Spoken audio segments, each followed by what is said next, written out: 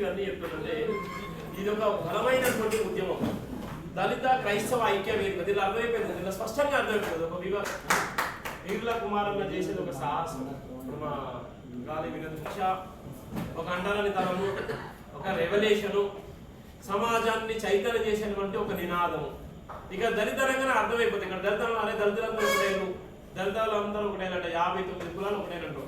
దళిత ఐక్యవేదిక అంటే మొత్తం అందరం కలిసి దళిత ఐక్యవేదిలో ఉన్నటువంటి మనందరం రాలే. క్రైస్తవం అంటే అర్థమైపోతుంది, వీడు మాలోడో మాదిగోడో వీడు ఏదో ఉపకులము అనేటువంటి ముద్ర పడుతుంది. కానీ ఇక్కడ ఏది కాదు, అంబేద్కర్ చెప్పినట్టుగా భారత రాజ్యాంగ నిర్మాత సబ్బండ కులాలకు సబ్బండ హక్కులు కల్పించి భారత రాజ్యాంగంలో ఉన్నటువంటి అనేకమైనటువంటి స్వేచ్ఛ కల్పించినటువంటి గొప్ప మేధావి అంబేద్కర్.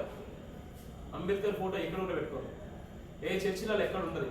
ఈ రోజు మనం వేసేటువంటి సర్పంచ్ ఎన్నికల, ఎంపీడీసీ ఎన్నికల, ఎమ్మెల్యే ఎంపీ ఎన్నికలో ప్రతి ఎన్నికల కూడా ఇది రాజ్యాంగం, భారత రాజ్యాంగం కల్పించిన హక్కే.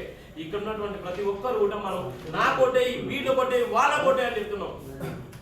కానీ రాజ్యాంగం, భారత రాజ్యాంగం వల్లనే ఇవాళ నేను అగ్ర కులంలో ఉన్నా, నేను మాదిగ కులంలో ఉన్నా, మాల కులంలో, రెడ్డి కులంలో ఉన్నా కూడా ఈ బ్రదర్ ఇలా సర్పంచ్ నిలబడ్డా నా దగ్గరకు వచ్చి కాళ్ళు పట్టుకుంటున్నాడు, నాకు ఓటే అన్ని దండం పెడతా అంటున్నాడు. కులం లేదు, మతం లేదు, ఎందుకంటే నా దగ్గర ఒక ఓటు.